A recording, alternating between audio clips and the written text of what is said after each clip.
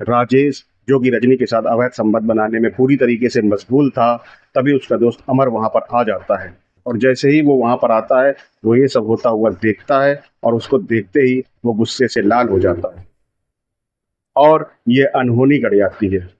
नमस्कार दोस्तों, मैं महेश और आप देख रहे हैं महेश की कहानियाँ।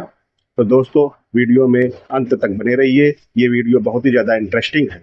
मेरा ऊपर वाले से बस एक ही कहना है कि आप लोग जहाँ से भी ये वीडियो देख रहे हैं, आप लोग स्वस्थ रहें और सुरक्षित रहें। तो दोस्तों, ये कहानी उत्तर प्रदेश के कन्नौज जिले की है, जहाँ पर एक लड़का रहा करता था जिसका नाम अमर था। अमर देखने में बहुत ही ज़्यादा सुंदर लड़का था।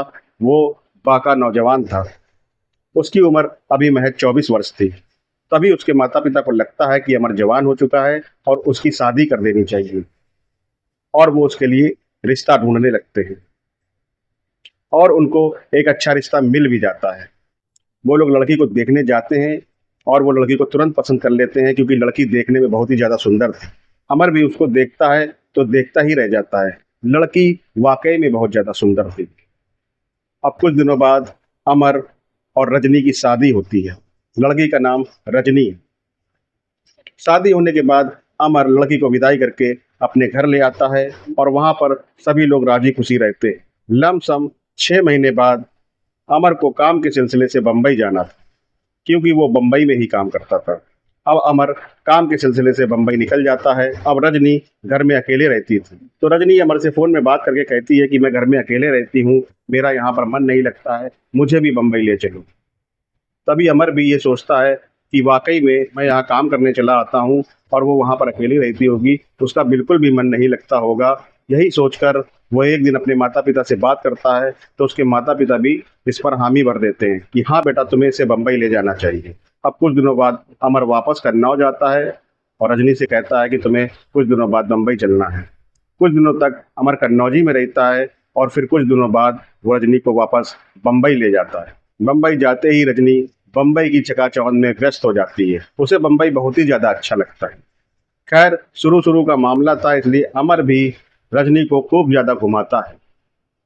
अमर जिस कारखाने में काम करता है, वहाँ पर भी एक दिन वो रजनी को ले जाता है और अपने सभी दोस्तों से मिलाता है। उन्हीं दोस्तों में अमर का एक दोस्त था जिसका नाम राजेश था।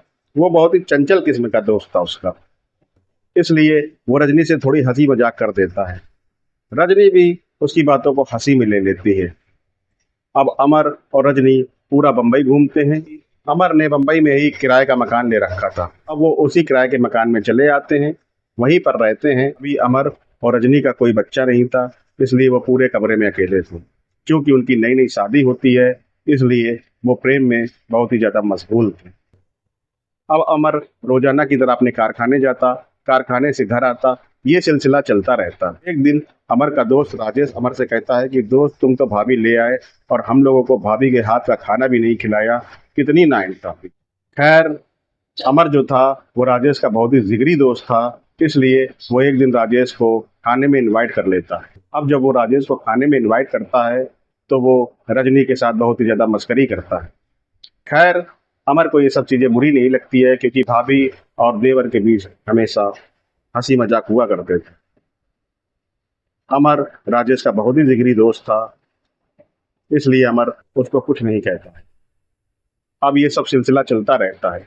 अब कभी कभी राजेश बिना बुलाए भी आ जाया करता था। अमर को ये सब बातें बुरी नहीं लगती थी।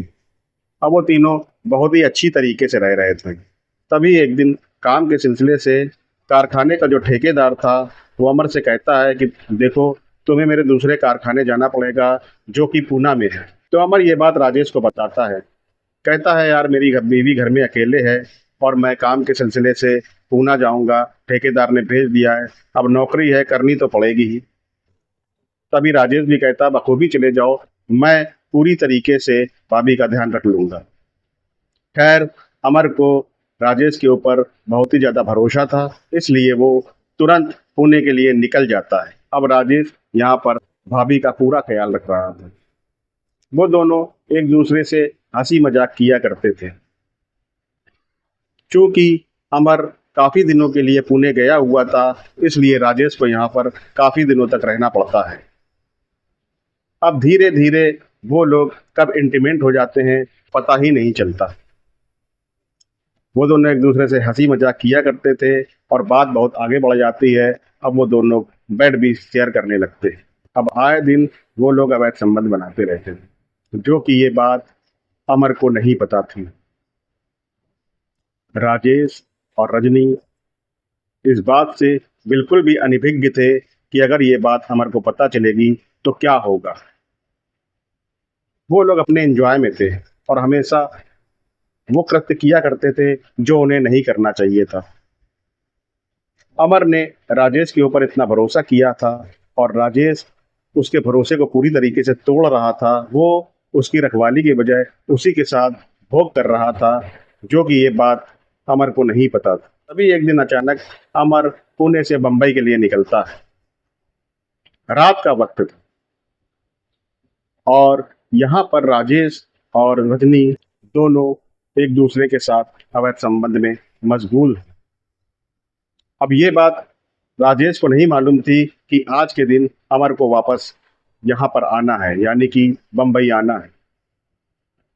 अब अमर पुणे से निकल चुका था और वो बंबई की तरफ आ रहा था। अब वो घर तक पहुंच जाता है। गलती से राजेश और रजनी दरवाजा बंद करना भूल गए थे। अब अमर जैसे ही घर पहुंचता है तो वो खुला हुआ दरवाजा देखता है, तो वो घर के अंदर घुस जाता है। जैसे ही वो घर के अंदर घुसता है तो वो देखता है कि राजेश और रजनी अवैध संबंध में मशगूल है। वो ये देखकर बहुत ही ज्यादा आग बबूला होता है और वो बगल में रखे हुए हथौड़े से राजेश का सर फोड़ देता है, जहां पर राजेश की मौके पर ही मौत हो जाती है। अब अमर वहां से भाग जाता है। रजनी पूरी तरीके से वहीं पर बदहवास बैठी हुई थी। सुबह होती है, आस पड़ोस के लोग ये सब देखते हैं तो वो पुलिस को इन्फॉर्म कर देते हैं। अब रजनी उनको ये सब बात बता देती है। कुछ दिनों बाद अमर को भी पकड़ लिया जाता है और उससे पूछताछ की जाती है। अब अमर सब कुछ सच सच उगल देता है। वो ये कहता है, मैंने जिसको रक्षक बनाकर अपनी बीवी के पास छोड़ा था वो तो एक भक्षक निकला और मेरी गैर मौजूदगी में दोनों रासलीला मना रहे थे, इसलिए मैंने गुस्से में आपा खो दिया था और मैंने वहीं पर मौके पर ही राजेश की हत्या कर दी। खैर, जब पुलिस को सारे सबूत मिल जाते हैं तो वो एक चार्जशीट बनाते हैं और अमर को हवालात भेज देते हैं। दोस्तों, मेरा ये कहानी सुनाने का सिर्फ आप लोगों से एक ही उद्देश्य है कि कभी किसी को धोखा नहीं देना चाहिए। धोखा देने का अंजाम तो आप लोगों ने देख ही लिया। ये बहुत ही करुणामय कहानी थी। कभी किसी का भरोसा नहीं तोड़ना चाहिए। तो अंत में मैं जाते जाते आप लोगों से बस यही कहना चाहूँगा कि मेरे चैनल को सब्सक्राइब कर दें। नमस्कार, जय हिंद।